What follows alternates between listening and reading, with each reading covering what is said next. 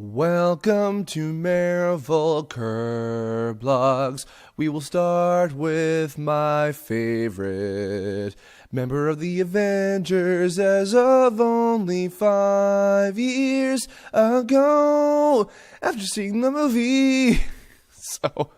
Let's begin, everybody. Welcome to Marvel, the most difficult to pronounce themed month I've yet done in all three of the ones that I've done so far.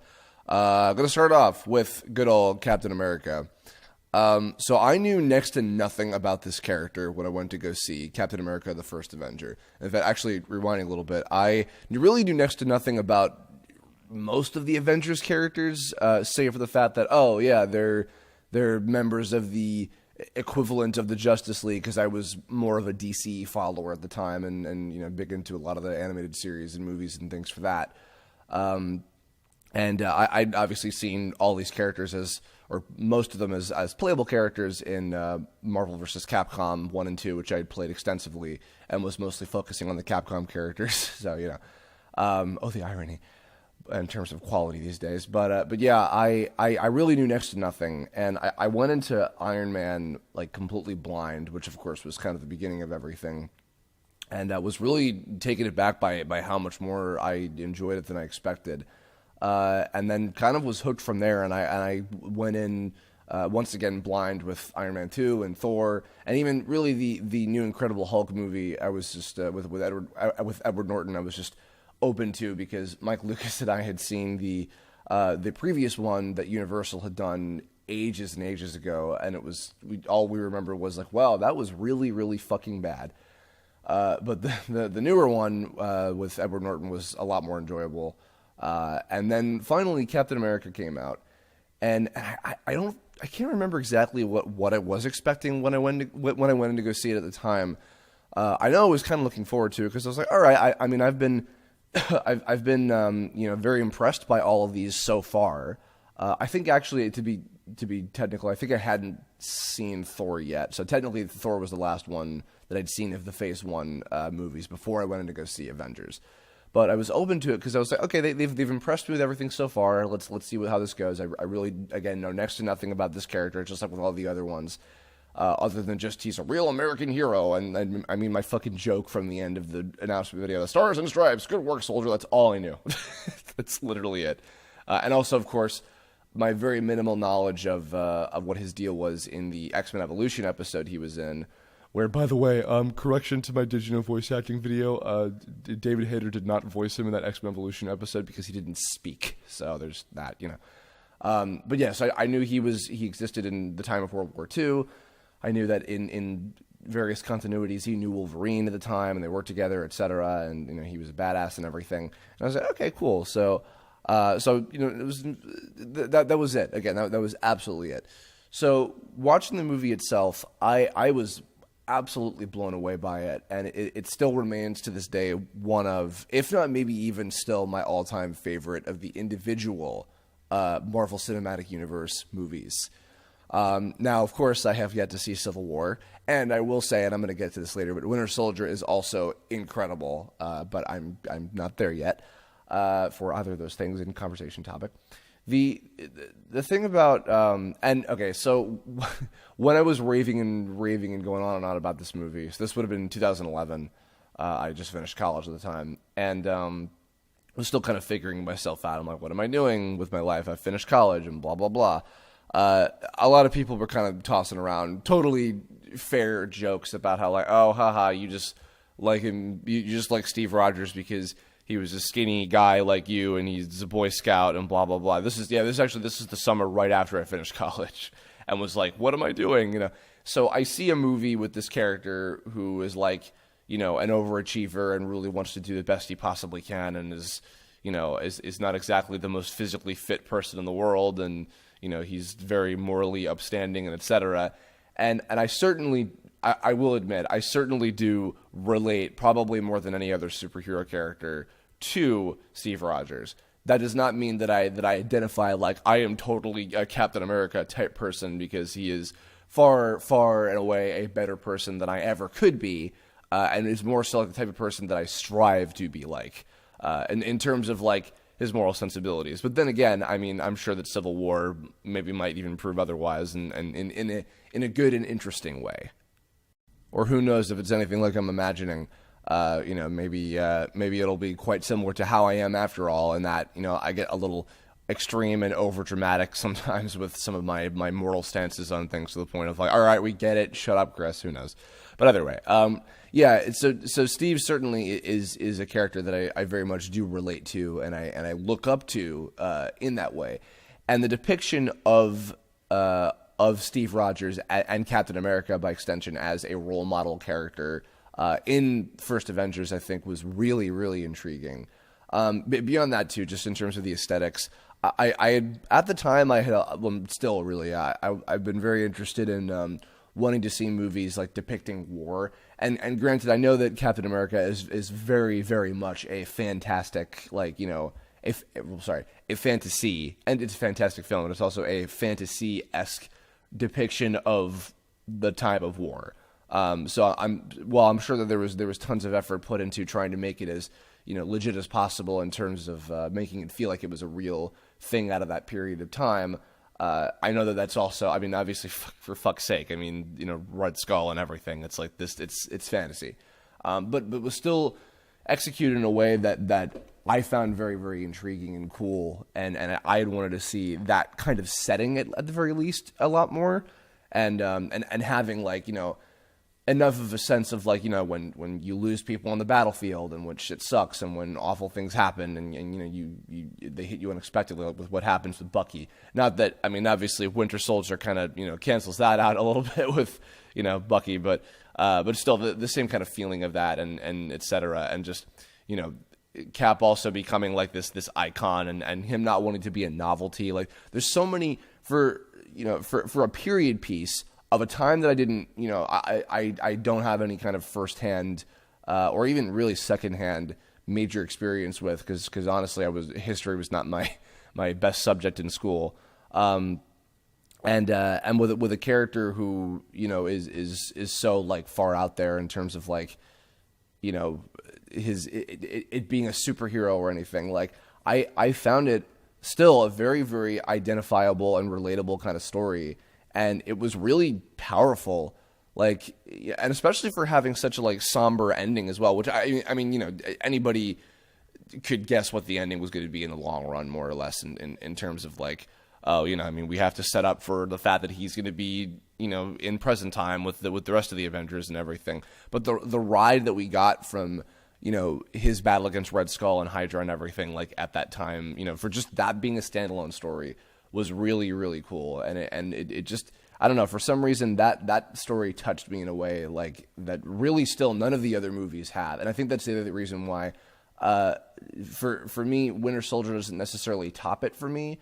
Winter Soldier, which I'm not going to get to, is also an incredible movie. It is much more like a traditional superhero movie, but that said, it's also one of, if not among, the best superhero movies ever, because all the people who I spoke to who weren't really that big of a fan of Captain America: The First Avenger, which is totally fine because I could see that not being a movie for everybody. That's much more so a personal favorite for me. Winter Soldier is much more of a one that is unanimously loved by people because of the fact that it's just so well executed and as not only a superhero but almost kind of like a spy movie in a way. Its cast of characters is much more robust in terms of it having a lot more of the modern day Avengers characters and everything. I practically consider it honestly more of a Captain America and Black Widow type movie, because that was the thing. This is related to, but what I was kind of hoping that the Marvel movies would do, and they're kind of doing this, but they're not 100% marketing them that way necessarily. But having some of the later movies be not just such and such character 2. It would also more so be these two characters in a movie now, and not just sequel. And Captain America Winter Soldier seems to me personally like a Captain America and Black Widow movie. As with Civil War, I mean, granted, you could say Civil War is kind of the Avengers 2.5 in a way, which it's totally fair to make that argument. But I'm seeing this more as a Captain America and Iron Man movie, because it's predominantly going to be about the two of them. Now, to be fair, I don't necessarily even know like much about what's going to happen and what combinations of characters are going to be like in the other Marvel Phase 3 movies, or even Phase 4, as far as that point. Or I guess 3.5 with the Infinity War stuff, you know what I mean? So I don't know if like, Thor Ragnarok is going to have like, Hulk or some other like major character be very much involved or whatever. But so far from what I'm seeing, Captain America, the Captain America movies are doing the most doing what I was hoping for with the future Marvel Cinematic Universe movies, where it having like combinations of heroes being able to do different things, and that's why Civil War I'm really looking forward to. In terms of like, especially seeing the sort of moral clash of that and everything. That's the thing too, and I'll probably talk about this again a little bit in the Avengers Kirblog, and I did already when I had my reactions to Age of Ultron. But the thing about the individual Marvel movies is that they tend to be the ones leading up to the Avengers ones, the big crossovers, is that they tend to be a lot more cerebral in terms of like their theming and everything. And Captain America: The First Avenger was very, very, very much like one of the to me, again, one of the best examples of that, of like, having a study on this particular character, and like, showing a lot about what his whole deal was. And of course, obviously, it just being a fun action movie with, lots of cool shit everywhere. But the Winter Soldier, I think, was a step further than that in terms of like the intrigue, and again, it feeling much more like a genuine spy movie, and it made really, really good use of all these other now shared characters that we have attachment to, thanks to, by this point, the Avengers with the Shield agents and Nick Fury and even Black Widow, of course, and Falcon as well being introduced, and then Winter Soldier. Winter Soldier, obviously, I'm interested to learn more about him, when we see Civil War. But I mean, thus far, everything about like the Captain America world has been really, really intriguing to me. Like Red Skull in the first movie, which I can admit in terms of something not being as interesting. Red Skull is not the most intriguing villain ever in the Marvel universe. Like overall, there's certainly far more interesting bad guys, even just throughout the ones that they've used in the movie so far. I know nothing about Baron Zemo. I know that he's going to be in Civil War. There's been announcements about that. Red Skull, funnily enough, I think I seem to enjoy a little bit more so just like the cartoons, like all the recent like animated stuff with Ultimate Spider-Man and Avengers Assemble and all that, just because he's just kind of funny and how like fucking inept he is. I know that maybe that's not like the greatest depiction of Red Skull either, but just, I mean, he served an okay purpose. And then in Winter Soldier, not even having necessarily a clear like solid like big bad guy or whatever of the movie, like I guess Crossbones like was kind of the closest thing to that, and then I know he'll be in Civil War as well. Welcome to the Civil War anticipation curve. I'm seeing it this week, and that will be the next one for Saturday for sure. And I might even do a little offhanded vlog or something like from the theater when I go on Thursday, because I'm going to opening night with Mike and Steve, so I look forward to that, I guess. But yeah, I don't know. I like. You know what? The other thing too is, and even in the Avengers movies, the two that we've had so far, Steve makes for such a great foil. Like when he's okay, Superman. You look at Superman. You look at a character like Superman, which I know a lot of people are very rightfully critical of, or if not that, just like not as interested in. Superman to me, this is related, so bear with me. Superman to me is really, really interesting when he is in the presence of the Justice League. The individual Superman stories, I know the Superman animated series and some of the movies and stuff are cool, but for me personally, Superman is the most interesting when he is the leader of the Justice League, and he has a sense of responsibility not only to his planet, but to everywhere and everybody that he works with, because that makes him a lot more intriguing. Now, Steve is not anywhere near as technically powerful as Superman, like by a fucking long shot. But it's his, similar, like, Superman-esque Boy Scout mentality that makes him very intriguing and interesting around the rest of the Avengers. And especially in terms of him being kind of the closest, I guess, thing to a leader, more or less. I mean, obviously Nick Fury is above all of them in that kind of way, but in terms of like being able to command everybody, Cap is kind of in that position, and he has to have that same sense of responsibility. Yeah, I think I talked a little bit about this too in the fantastic characters doing normal things Kirblog, whatever I called that one. But yeah, like in the Avengers, like the scenes between both Avengers movies, the scenes between all the team and Captain America, like being the kind of like, oh, I understood that reference, like just like the kind of Boy Scout like dork, slash old man but not really type foil to everybody, like makes him for it makes for a great dynamic that I feel even strengthens all of the other characters as well. It makes everybody in that team feel like a really good set of characters as well, which is why I think also the cast that they picked for Winter Soldier, where it is all of the more recognizable characters, and as I'm sure will probably be the case with Civil War, as there's much more of them in this one, like it's like it like raises the tide in terms of quality for everybody. Like I feel like that's and that, like you could say that about any of the characters. Like there's that cool thing about Iron Man, about Thor, about Bruce Banner, about Natasha, about Hawkeye, etc. And even Nick Fury and Coulson and Maria Hill and all of them, like those little things about each of them that kind of really help make them a great dynamic. And as the actors' portrayals of them in the cinematic universe in particular, I feel really help accentuate that. I mean, like they picked like such amazing people for all these characters, I would say. But yeah, Steve in particular is the one that like I just get so much amusement out of, like more so than anything, and consistently across the board, his first two movies have been the ones that I've personally liked the most, even more so than the Avengers movies themselves. And that's saying something, because quite frankly, I haven't seen any individual Marvel Cinematic Universe movies that I have absolutely hated. Believe it or not even Iron Man 2 or 3. They're not amazing, and they're certainly not amongst my favorites, but it's like with Pixar, where it's like even Pixar's like not great movies are still pretty decent and better than a lot of other shit that you'll see out there. Not to say that, I don't know, I still haven't seen Cars 2, so I guess I can't really, or 3, or Planes, so, who am I to say that, but either way. Like I've enjoyed all of them to any extent, but Captain America, those two movies, and as I'm sure I will probably enjoy the shit out of Civil War when I see it, those are the ones that are the biggest influence on me, that I had the most personal enjoyment out of, that I took away the most of an experience out of, that was really memorable and impactful to me, more so than anything. And it's all really dating back, or not dating back, but it goes back to just how good of a character Steve is and how well they executed him in the context of this, of the cinematic universe in particular. Like that is what made me like this character.